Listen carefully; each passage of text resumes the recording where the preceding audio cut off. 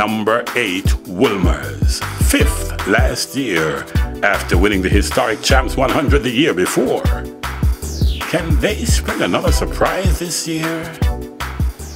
We're in a good mood, a good team, same kind of quality we had in 2010. But of course, you know, your final performance is going to depend on who you're competing against. But we think we have a very good chance, and we'll be going out there and doing our best. Not the favourite, does that suit you? That suits us. I mean, we've not been the favourite since 1910. And I don't know of us being favourites. Even in 2010, we're never the favourites. But that is irrelevant. I mean, it's not pundits, it's not track analysts who determines who wins champs. It's not even the coaches. It's the athletes who go there. Hilliers 2010 can happen again this year? It certainly can. And it's definitely the time for it.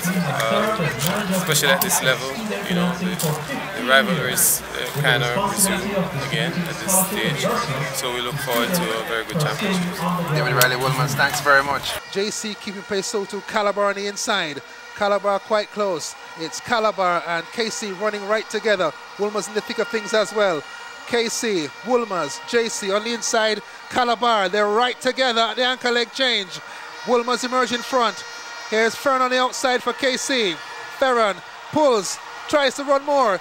Should he stop? It hurts. Wolmer's, Calabar and JC. A disaster for Ferron of KC. Keep an eye on Wolmer's. They could surprise again in 2012. Number 7 Monroe, 4th last year. A tough team. Could they be the upsetters this year? We don't enter championships to lose. I don't think any team should. I also don't believe that any team has a monopoly on victory. So our approach is that we go with the intention to do better than we did the year before. And any team can win. On the rise the last few seasons, some injuries last year. What are your prospects in 2012?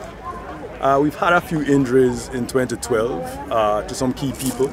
But I think we're on the mend, on the rise, as you said. I think we look good across the classes. In Class 3, Rajiv Lewis looks good going 8 and 15. Roshane Edwards, 1 and 2. In Class 2, Tevin Wilson, recovering from a broken bone in his foot. And what I think should show very well in the 4 and the 2 in Class 2. Delano Williams has been healthy all season, and we expect him to be going forward. Defending 200 champion. Defending 200 meter champion. 20.53 at Western Champs, 10.34 at Western Champs. Legal win. And so we believe he's a factor in both those races. And he's definitely not showing up to lose. Let's talk to Gwen. Gwen, Anya in the news these last few weeks. Citizenship 1909, today 1927. He's in great shape. Yes, it's finally coming together for him this year at this time.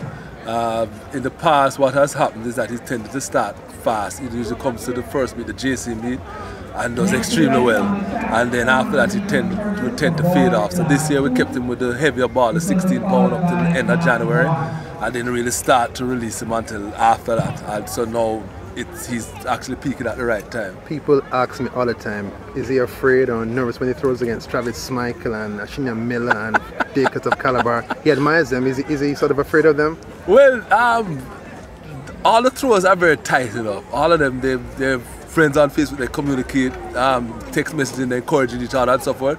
So he's not afraid of them. They compete against each other and they edge each other on and encourage each other. So, but he tends not to. Since he's been here, he hasn't really performed well at champs. So I don't think it is Travis or Ashin or whatever. But I think somehow, for whatever in the champ setting, seems to overcome him. Monroe stars are ready to shine.